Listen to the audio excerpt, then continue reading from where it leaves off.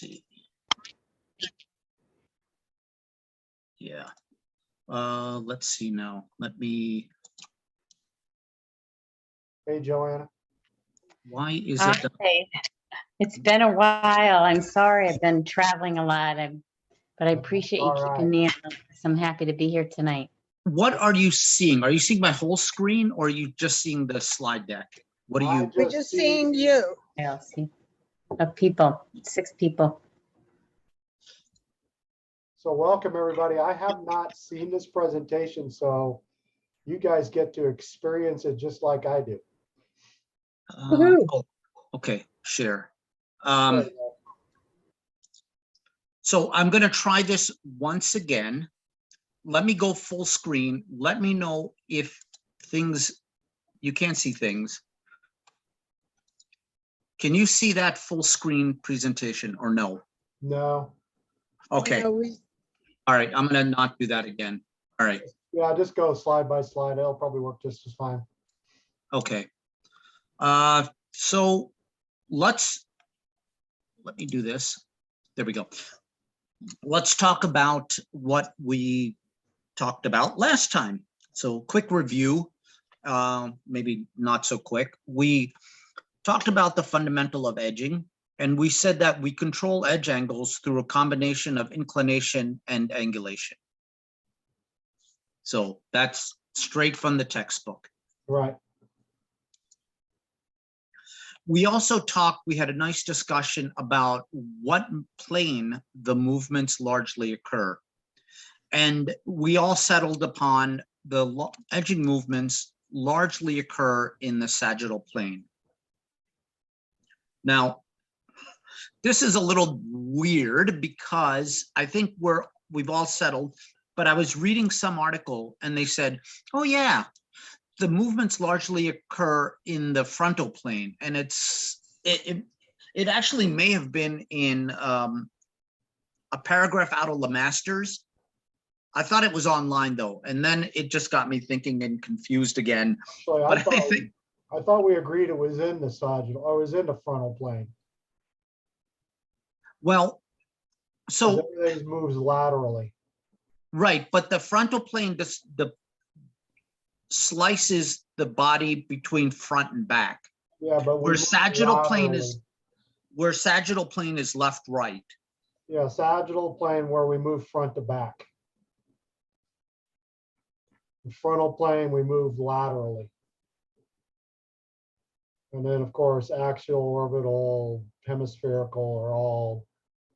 Okay, so now that's going to agree with AJ because I'm looking it up. The anatomy sagittal plane is anatomical plane which divides the body into left and right parts. Right. And that's true. So the plane may be in the center of the body and split it in 2 halves. Midline. Our center of mass moves along the plane. So in sagittal plane, we're moving fore and aft. Guys, can I give you a little tips? Because we had to do this in Pilates and physical therapy to define what it is. And just want everybody to imagine a huge 2 pieces of plexiglasses. And they are coming for sagittal plane movement. You have those 2 plexiglasses on your left side and right side. You're squeezed from left and right.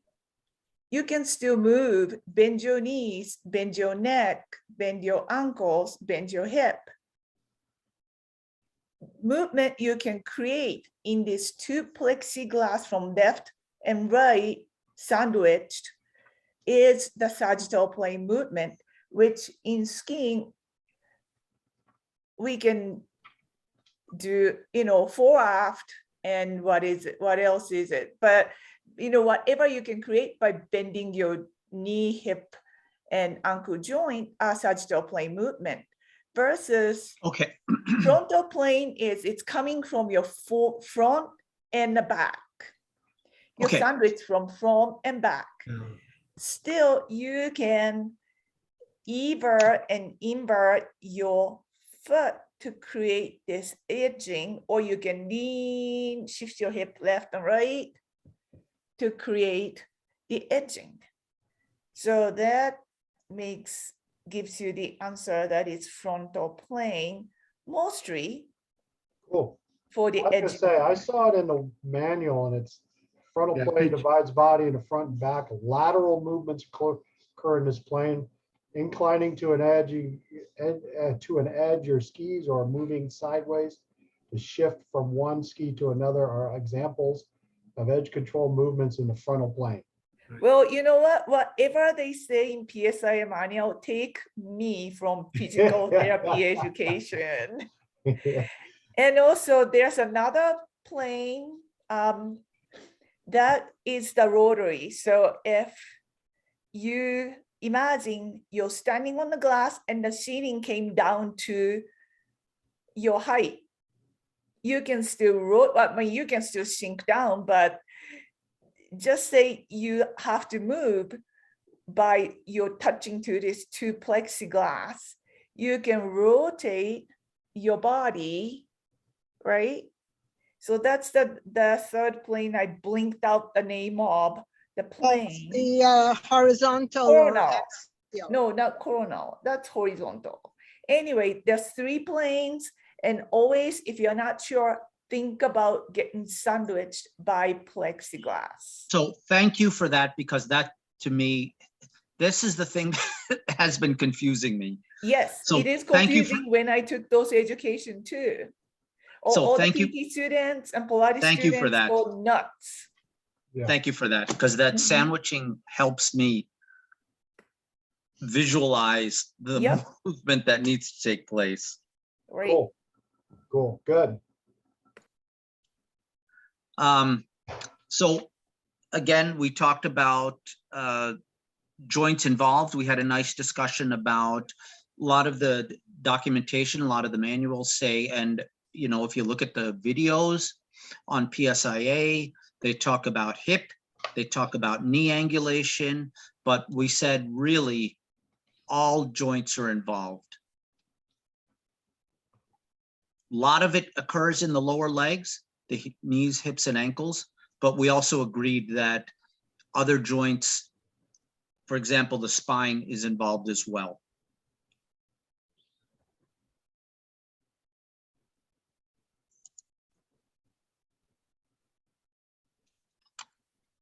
What does a technical manual say?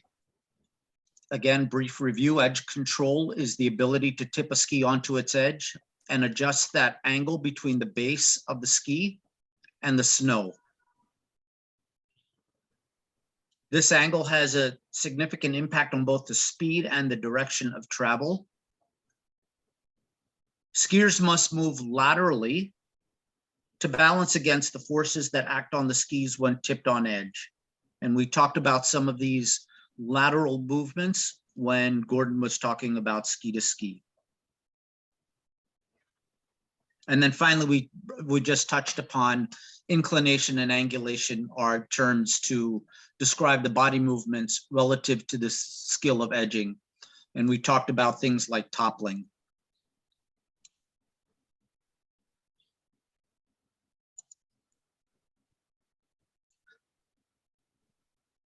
We talked about what, I'm not going to show the video because it's embedded, but you guys can look at it on your own when I send this out, or give it to Chuck to send out.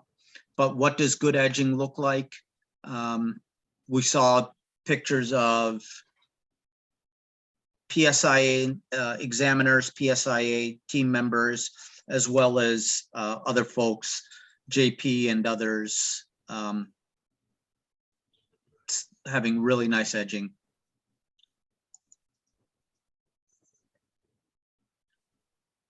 We talked about angulation and inclination, and this is the slide that we showed about how all joints might be involved. And we talked about how, in particular, the legs have moved laterally to form angles. That's what that angulation is the legs have moved laterally to form angles.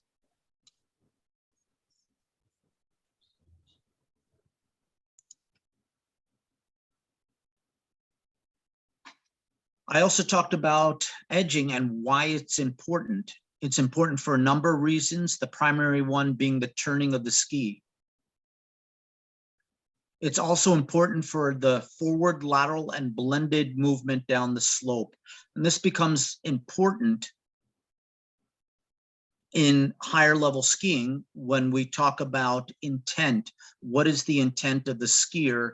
What is it that they actually want to do with their turns? How might edging impact their intent with the turn shape, speed control?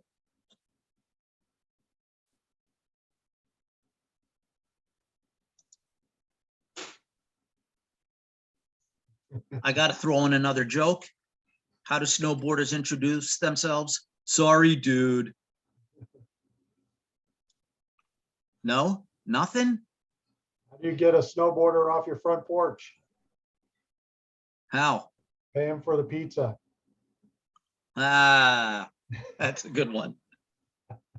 What do you call a snowboarder with no girlfriend? Homeless.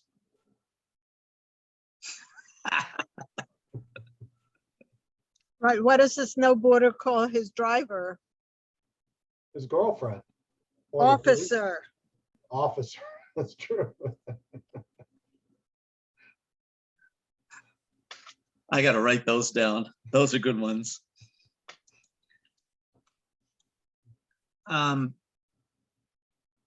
So when do we edge our skis? Again, it depends upon our intention and the conditions of the snow, right? You can't edge if there's nothing to push against. We talked about that in about the third or fourth slide. You really can't get edging, or you can't balance against anything. You don't have that push of the big marble up against your feet, up against your ski if you have, for example, loose conditions. So it depends upon our intention and the conditions of the snow. For a purely carved turn, the tip will cut a groove into the snow and the rest of the ski follows the groove. This means that the front of the ski should have that forward pressure at turn initiation, and the skier's center of mass needs to move forward through turn initiation.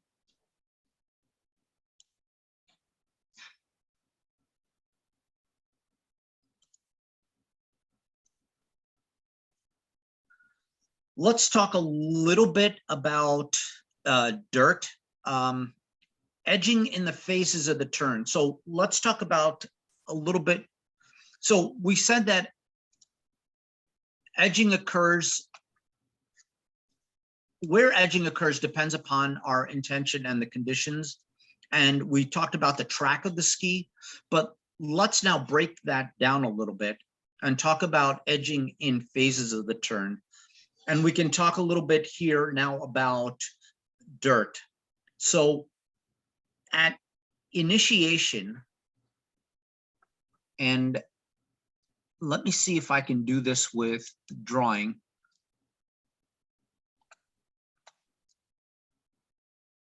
Skis change edge right about here. Here and here, you can see that the skier is on, let's call it the uphill edge. At this third picture, this third arrow that I have, you can see that an edge change is about to happen. So we're doing this edge exchange to start to make the new turn happen. You can see that the edge angles here, it's a little hard to see, but here, for example, here, the edge angles are controlled by the skier to get the turn shape that this person wants. I don't know if it was in this slide or another slide, but the gate is actually someplace here. So this person's intention is to come right underneath the gate. And to do that, this person is controlling, since we're just talking about edging for a second, this person is controlling their edge angles to get the turn of the shape that they want, to get the skis to bend in the direction they want to go, right? So more bend, as we talked about last time, means a tighter radius, a tighter arc. And in fact, you can kind of see that here, the bend in the ski here and the bend in the ski here, giving that tighter radius to come just underneath the gate.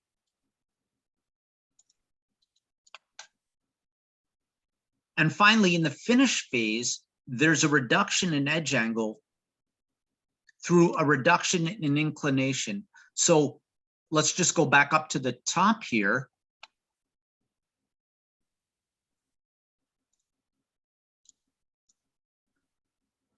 The edge angles are now starting to become smaller. Those angles of the bases against relative to the snow. And how's that happening? You can see that this racer has less inclination. Look at the inclination here in the first two frames versus the fourth and the fifth frame. Fourth frame, there's little inclination. Fifth frame, boy, there's no inclination uphill. So the duration of that edging, again, depends upon the intent. And that intent is controlled by the edge angles, and those control that shape of the turn. The intent of your turn shape. Yeah, how does that happen? How does what happen? How does the edges, you're giving a good example of how the skis are changing edge angles. How does that happen? It happens by, in simple terms, it happens by the flattening of the skis. But to get there, that center of mass has to move across the skis, forward and across the skis, to reduce that edge angle. So how that's accomplished can be done in a number of ways. One of the ways you can do it is to get your skis out away from you so that you're moving towards the center of the new turn. Another way is to come up and over to get to the direction of the new turn. And a third way might be using fine motor skills, leg rotation, and I'll touch upon that on a later slide, to get you to the new edge. Yeah. Yeah, I think of it as just as the skis are away from the body or away from the center mass or outside of the center of mass. And then they have to come back up underneath you. And then they got Yes. to move back to the other side. So, and as that happens, you go from this angle to here, to this angle again. And it happens kind of automatically as we allow the skis to move away from us and then back underneath us and then away from us again. This is a great, great picture of exactly what's going on.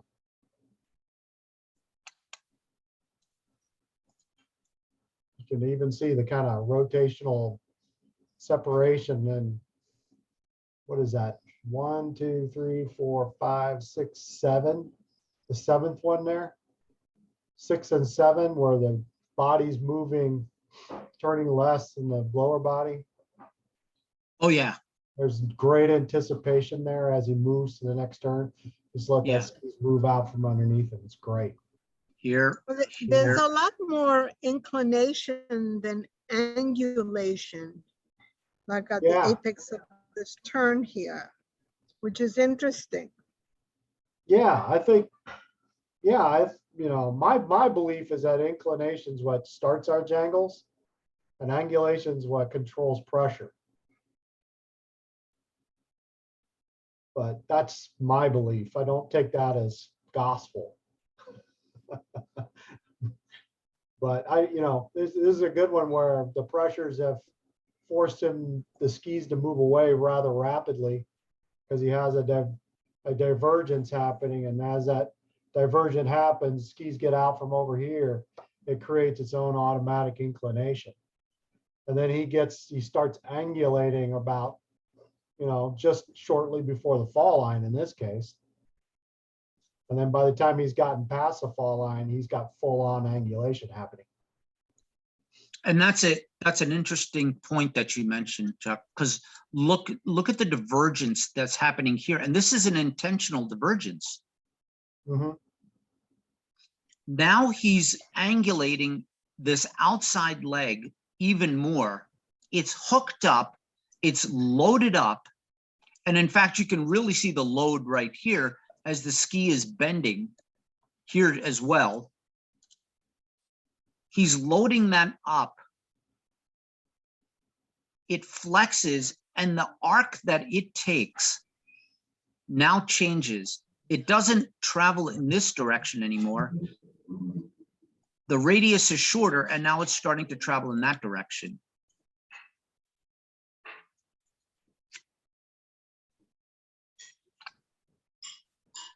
Good observation, Rebecca.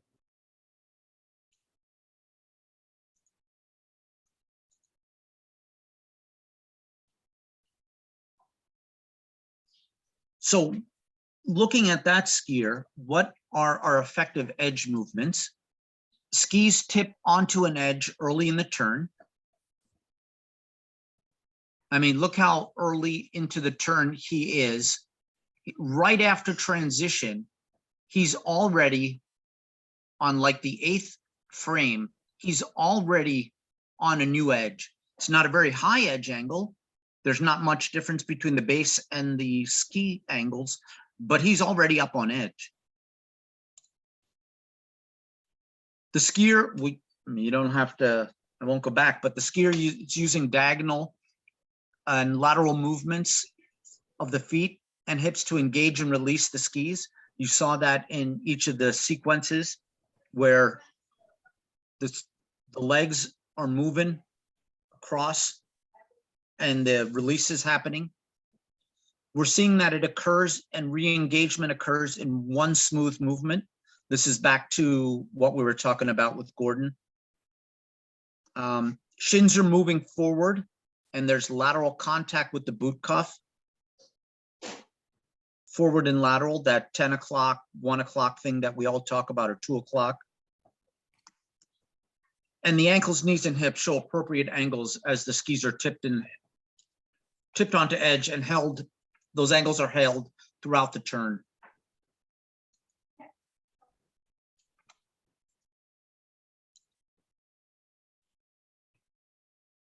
So back to a little bit about duration. If a ski, how do those edging movements that we just talked about affect the travel of a ski? So if a ski is edged and engaged with the snow, increasing that edge angle by increasing inclination or angulation, either one can flex the ski and make the ski turn in a tighter or smaller radius. We can also get sort of the same effect by moving pressure forward to the front of a moderately edged ski, which will oversteer it. And we've all experienced this by having, well, we've experienced this if you've ever gone into a moderately steep slope and the back end, the tails of the skis break out you sort of panic and you oversteer by letting the tail break out, by moving forward and having the tip of the ski drive back up the hill. So we can make tighter turns in a couple of ways here.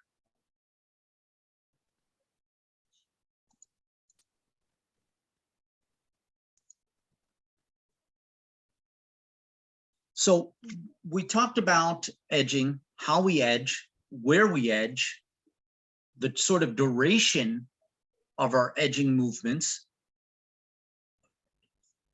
Let's talk a little bit about the physics.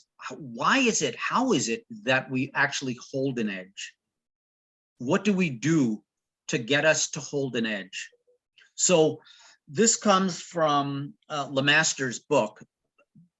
And basically what it's saying here is, what it's comparing it to is the first frame is ice hockey skates. If you're a skater and you've ever turned on your skates, the reason you can hold an edge really well is because your force is right over, your ankle is right over that blade, right? So you're pressing down right over that blade, and it allows you to dig into that ice, even if the ice is very hard, and make your turn. In skiing, it's a little bit different, but we can get to that same place. And what frames 2 and 3 here are showing, or B and C, are that on a normal leg position, that line of force, that green line, that green arrow, is really not over the edge. It's kind of hard to see because it's not I'm sorry, the picture's not as clear as it should be, but basically that line of force is not over the edge of the ski, that S. If we rotate our femur, however, our tibia a little bit, what it shows in frame C is that now that force is over the edge of the ski, the S, right? And now we can bite down, that edge can bite into the snow, and we can carve our turn. What, You just said rotate the tibia, not the femur. Is that what you meant to say? yes, I meant to, not the femur. See that lower leg rotation? It's kind of hard to see. Again, apologies, because that slide isn't I tried to do a scan of the slide because I only have the book Yeah, and I the couldn't. tibia doesn't really rotate. Don't you mean Yeah, the the tibia pronating in the itself foot? doesn't rotate, but, The ankle can rotate. well, okay, so this is let me see if I can. The knee, well, that lower right leg rotation, where does that come from? That comes from the knee, right? And the tibia itself is rotating this way or that way, depends. Hi, guys. The joint that can rotate is your hip. That's right. The hip, but the I'm sorry, ankle say can that. Say that again. I didn't catch that. Hip, it's a hip rotation, but it's a rotation of the hip that will create rotating moment in your femur and tibia. That's the way I should state that. So But you know, if we sit on the edge of our chair and we Yes. and we have our thighs and our lower leg at a 90-degree angle. yes, I'm doing Okay. it. Okay, now press down slightly into the ground Yes. with your foot. Now rotate your lower leg inwards. Yes, That's Where is coming the- from the hip. From the hip. it's an internal rotation of the hip. Yeah, the knee cannot rotate. It can only flex. I mean, it has a little bit, and if you have a ripped ACL, maybe you can rotate the knee, but So- otherwise. Well, Okay, it does say that the Let me- knee flexion can help the tibia rotate about 11%. That's what, but it's Yeah. just, it's because if your knee was straight, if your leg was perfectly straight, your whole leg rotates from the hip.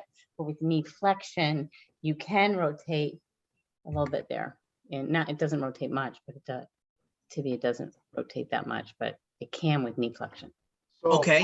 how many of you guys were around for when Jenny had her little presentation about, I think it was about this time last year where we were talking about stability joints and mobility joints. Yeah. So the ankle and the hip are considered mobility joints, and the knee is considered a stability joint. And it's kind of like your hand can move in lots of directions, but your elbow can only move in one direction, but your shoulder can move in all kinds of directions. So if your foot is your hand and your elbow, which would be a reverse knee, in order to rotate that part of your body, you have to rotate around the two stability or mobility joints. So actually the rotation comes from the ankle and the hip. Yeah, The hip is the one thing that we really see, but the ankle, I mean, when it Ankle has can no rotate. pressure on it and there's no, we're not standing on it, has lots of movement and rotation, but we lose a lot of that when we start to pressure it. But we can still move the joints above it in relation to the ankle by rotating the hip around. You understand what I'm saying? I thought it was probably Yes. one of the best things I learned last summer was about that kind of mobility versus So- stability joints. Yeah. But the Very well. rotation from a functional alignment is the subtalar joint in the foot that helps with edge control as well. It's not necessarily the tibia. It's Yeah, so we have, Joints. this is a good point. We have two joints in the ankle, right? We have what we call the ankle joint. And then we have the subtalar joint, which moves this way. And it Right, so that's- actually moves this way. And when the combination of the two are together, then we have lots of movement in the ankle. But the ankle joint, the upper ankle joint, which is the high part where the tibia and the talus move together, that's almost entirely they call it a modified hinge joint, but it's really more of a kind of a slip joint. But it only really works in this way, in this direction. yeah, In that plantar flex and that dorsiflex direction. If you notice that when you plantar flex, toes point to the inside, and when you dorsiflex, the toes point to the outside. That's a combination of the ankle joint and that subtalar joint. And the subtalar joint is actually, that's a 100%, it's a 3-plane joint that actually has slips in 3 different directions. yeah. So I think that we can say that most of the edging really comes from the ankle. We can I mean, We can with the modify- I hip, think the but point that mostly he's from trying- the ankle. I think the point he's trying to make is by moving the ankle, by moving the ankle in the boot, we have the ability to modify where the pressure happens inside the boot. And then modifying rotating how the femur rotates, which creates an angle, because you can't really see it here. But where you move the ankle, where you move the femur bone, which allows you to abduct and adduct those two muscles, adduct on one side and abduct on the other. That allows you to create that angle, which modifies again how much of an edge angle we can do it and where in the foot that edging occurs and that pressure occurs. Yeah, I think that by sitting you know, down, you could really feel that by move. See how what really moves when you're like edging or rotating, you know, and you could kind of feel where it's coming from. And Yeah. it's really, rotation is totally from the hip, and edging is from the ankle and the hip. Well, we I mean, even, you could even edge, under, you could go from a flat by rotating the hip from flat to edge, or you could rotate your ankle and kind of edge. yeah, the ankle you could get some rotation out of the ankle, but there is a limited amount once it's under pressure. Because that joint is meant to be, is a supporting joint also. So it's meant to be, have limited mobility when you have lots of pressure on it. But you still have that mobility. And you could still, even while standing, you still move that ankle joint around inside there and get a little bit of limited rotation. But yes, you are correct. Most of the rotation happens from the femur bones. Because that's ball joint. Cool. Everybody understand that? And go back one slide again, AJ. There was also something kind of interesting there too. See the last one down there? This one. So yeah, I didn't want to touch upon that, but the other way to get that is by having a platform. And you can see that little platform there, which is a riser plate. Right. Right. Which changes the angle. It changes the ability to angle early. You get more leverage. It's kind of more of a racing thing. And now back in the 90s, they used to stack them on top of each other. They'd Yeah. have, there are some racers that have 2 or 3 of those plates on top of each other.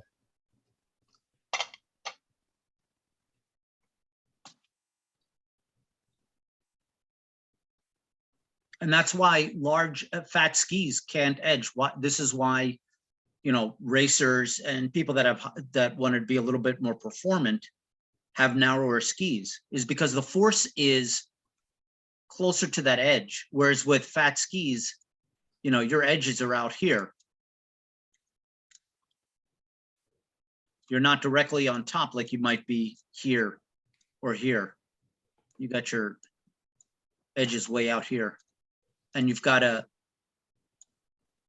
do something to get your leg out there to pressure over here, that edge.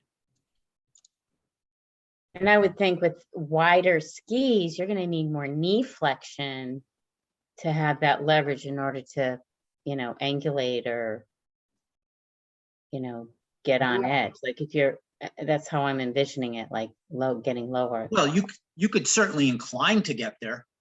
Yeah, but with a lot of knee flexion. There's a very, very good YouTube video from PSIA that talks about that. They've Oh, yeah? studied the effects of having wide skis and on knee strain. How much more bet. knee strain you get. I bet. So am I accurate in thinking you need more knee Yeah. flexion? Yeah, all right. Well, you have to have more knee flexion, but it also causes because Strain. the platform is no Strain. longer underneath your Yeah. foot like an ice skate.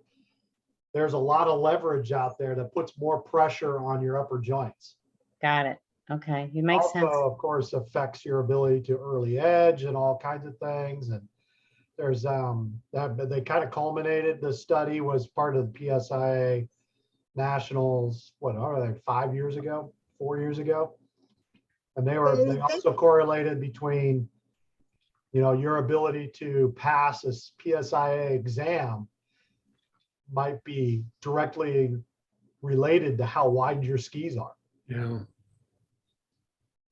because of modifications you have to do in order to get a 90 or 100 centimeter or millimeter wide ski to turn.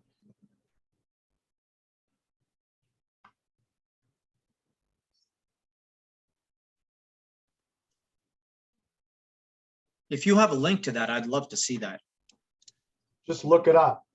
I think that it's in the PSIA. They just sent an email about that in the new PSIA something or other. Than I just saw that they talked about the wide skis, but that they've been talking about that for a while. That it really there's a lot more knee injuries because it essentially it forces the knee into weird angles the knee is not capable of. To try to put like wider skis on edge. I mean, the advantage of wider skis is when you're in powder, you can edge this way in powder. But when you're on hard pack and a wide ski, you can only edge this way. So the force is out here in order to get it out of here on edge becomes more important, which is why they're having trouble with knees. But when you're in deep powder, it actually, the middle of the ski is kind of like a fulcrum. So it behaves differently when you're in powder. That's what makes it a real advantage when you're in like backcountry. But when you're on hard pack, it's very, very ineffective. I think there was, didn't Deb Armstrong do something? Well, no. That was part of that same presentation where they had Deb Armstrong go through on race skis, right through a race course. And they were measuring her ability to get the ski on edge and pressure it effectively. And then they had her do it on like 90 or 100 millimeter wide skis and notice the changes that were happening in it. And, you know, what she was kind of having to do to modify what her body movements in order to get that ski to turn on edge. It's very good. I highly, highly recommend it. I probably have it downloaded if I can put it in a link, but. Okay. Go So ahead, AJ. we talked about, we briefly touched upon subtalar. All I wanted to talk about here was there's a joint called the subtalar joint. We've all just talked about it, so I'm not going to belabor the point other than we can use it, as we've just talked about, for fine-tuning our edging movements. Let me, I wanted to talk about ineffective edging movements. I'm probably not going to have time to show the clip, but ineffective edging movements, we just talked about overflexing the knees or hips to get the skis up on edge. We talked about the wide skis, but I have a link in the slide if you want to take a look. I think it's one that we had already used in the past, but you know, you can easily see the overflexed knees in that picture, in that video.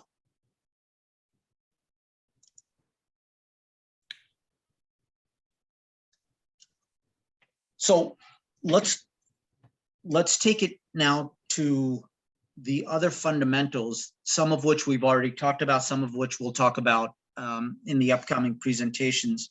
But how does edging relate to our other fundamentals? How does it relate to fore-aft? We've talked a little bit about this. Proper fore-aft balance allows us to pressure the front of the ski, allowing for that early tip engagement, right? It also allows us to reduce edge angles at the finish of the turn. We saw that in a couple of the pictures, leading us to move to a smoother transition phase, right? Side to side balance, pressuring and balancing on the outside foot aspect. So we talked a little bit about this a minute ago. Chuck, you just sort of mentioned it about how you kind of didn't say it explicitly, but implied it, but the shape of our foot, that outside, actually it's the medial portion of it, that pressuring and balancing on the outside foot's aspect allows us, the skis, to grip and allows us to change our turn shape by having that reverse camber, that flexing of the ski. So we balance up against it and it allows us to change the turn shape. It allows us to move in the direction of the new turn by balancing on that outside ski. Sorry, this is where I wanted to talk about the medial aspect of the foot. The ski-snow interaction, that fundamental, fine-tuning our edge angles and the platform angles of the ski allows for turn shape management, and it takes advantage of the strong anatomy of the outside foot's medial aspect to bear the load. So, you know, you've got your foot, you've got an arch to the foot. Those bones are stronger than the bones on the outside portion of the foot. And being able to manage that ski-snow interaction in part allows us to utilize our strong anatomy and use those stronger bones to bear that load. And then finally, rotation, having our legs rotate more than our upper body, the steering, that fundamental. Again, edging and lateral ski angles allow for turn shape management. And then we talked about the subtalar joint, rolling its skis on edge by by steering that ski, allows us to fine tune those edge angles.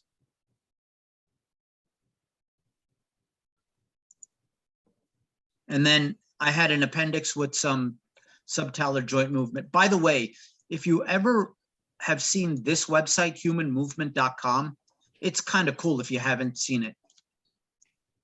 It's a website that has human movement related to various sports. I think there was one on running. I think there may have been one on like kayaking or something.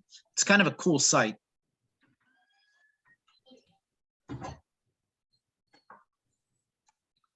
So that's all I had. Thumbs up. That was superb. Thank you for putting in all that work. Thank you for correcting me.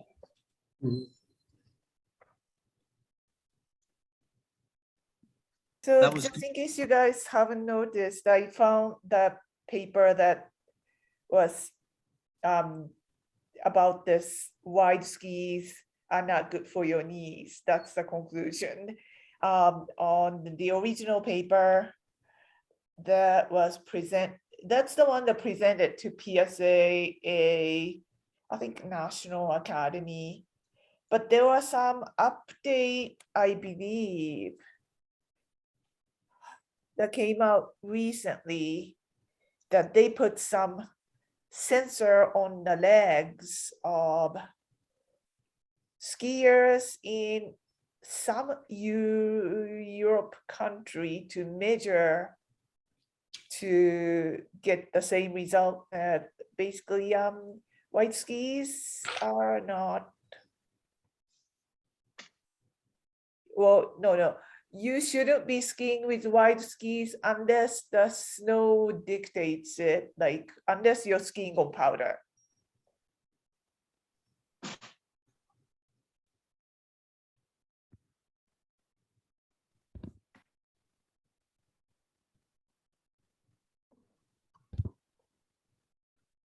Well, I think it's pretty clear that we're moving to narrower skis again. That seems to be the trend.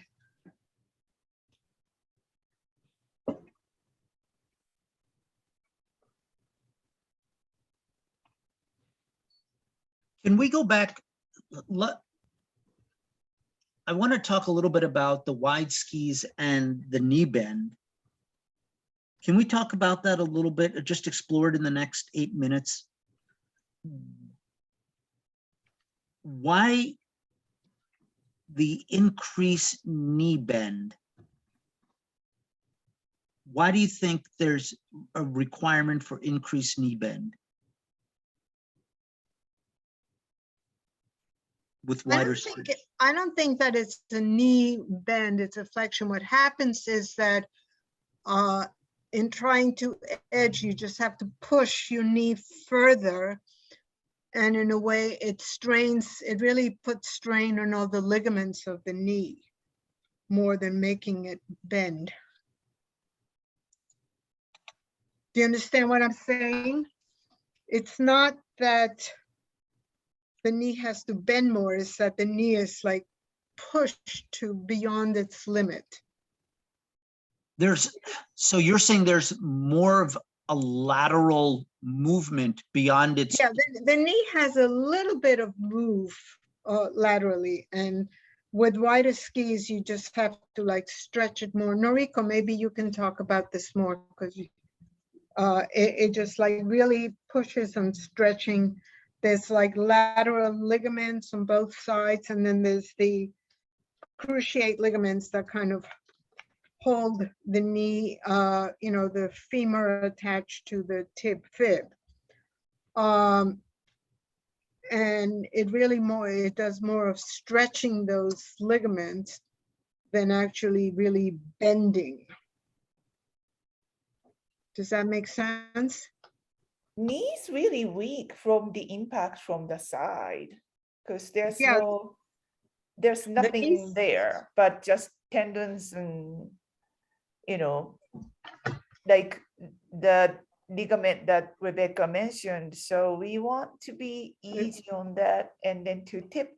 I think AJ, your slide really showed when you started drawing the line. It's like, oh yeah, you have to shift horizontally more to switch one edge to the other, right? You have to shift more, you have to shift your hip more to the side to create the same edge angle you want to create when your skis are wide.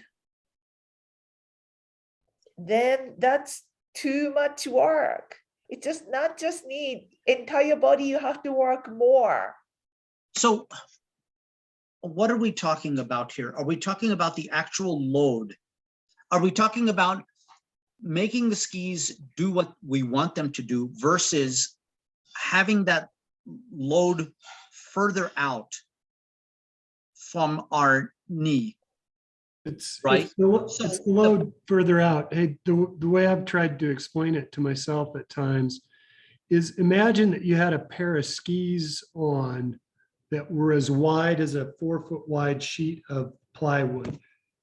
Would you be able to roll those up on edge? But that's what I'm Have asking. the strength Tip unless over. you were Superman, because there's so much leverage against you. So bring that That's in just a little bit, and you have more leverage working against you. It's going to be more prone to try and tip your ankle to the outside. So Again, that's kind of your what effort to keep it to the inside. That's kind of what I was asking. Gordon. So, is the strain actually coming from, I'm trying to, I mean, the answer may be both, but am I trying to move my ski out onto edge? Am I doing some biomechanics to move my body to get the ski on edge? Or is it the fact that the big earth, the big globe, the big marble is pushing up against, and you've got this big moment arm now pushing up, displacing the knee where it ought not to be displaced? I don't think it's the forces. I think it's the force you need to apply to get the ski on edge. It requires a lot more rotation, and it's going to strain the knee. It's just going to put some strain on that knee if you're not going to do anything else. The hip can rotate pretty widely, but just I think what Noriko said is absolutely right. It just requires a lot more work for you to tip that ski when there's so much more distance. Highly Okay. recommend you watch the YouTube video. All those questions are answered in that video. Okay, Greater. if I can't find it, I'm going to come a knocking. Of external rotation from 88 millimeters, 110 millimeter skis, 50% greater rotation in 110 millimeter skis from 88. It's the way the ski is built and the leveraging that you have to do. It's like Noriko said, The more leveraging you got to do to get the edge angles that you want to achieve creates more strain. Well, the chance that things can go wrong. Yeah. Right? That, we don't edge when we are skiing in powder. There's nothing wrong with powder skis when you use them on powder day. No, they're fun. They're a lot of fun. I own a pair of 97s. I think, Mine's 105. yeah, I mean, they're when it's a 15-inch day, you almost have to have them. They're fantastically fun. But on a normal hard pack day, I'm on 65s or 72s. You know? Well, I mean, I had a hard time with my Stokely 78s in powder. Whereas my little Black Pearls 88s did much better. But you still need to edge when you're in powder. You just need a lot less edge. It's a different kind of edge, right? Because like I But you said, still have to, in a fat ski, you're pivoting here in powder. But when you get the hard pack, you're not pivoting here anymore. You're pivoting out here. And it's like opening and closing the door. And that's where that leverage comes in. So they don't really, they even talk about it in the video. When you get into powder, bam, yeah, they're fantastic. You're on a platform, they're easier to turn. It's easier to get edge angles, easier to do a lot of things. But it's a hard pack is where they're really not meant for that kind of thing. So, all right, good. AJ, really good presentation. Loved it. Anybody you. had any other questions? I do have one question for you though. Yeah, go ahead. How does a relative edge angle change from the top of the turn to the bottom of the turn? And when I mean relative to the hill. So the relative edge angle changes, well, at the top of the turn, at the very beginning of the turn, there's not a whole lot of edge angle, right? As we progress through the turn, the edge angle increases to its maximum roughly at the apex of the turn. And then that edge angle starts to decrease. Hopefully this is all happening in a smooth fashion towards the end of the turn to the point at the transition where the skis are relatively flat. Yeah. And then that whole sequence starts up again, the initiation of the new turn. Okay, cool. But as we're at the top of the turn up here, we have to create that edge angle, right? Yep, We have to get a little bit more edge angle because the slope is sloping away from us, right? right. And then we get to the apex.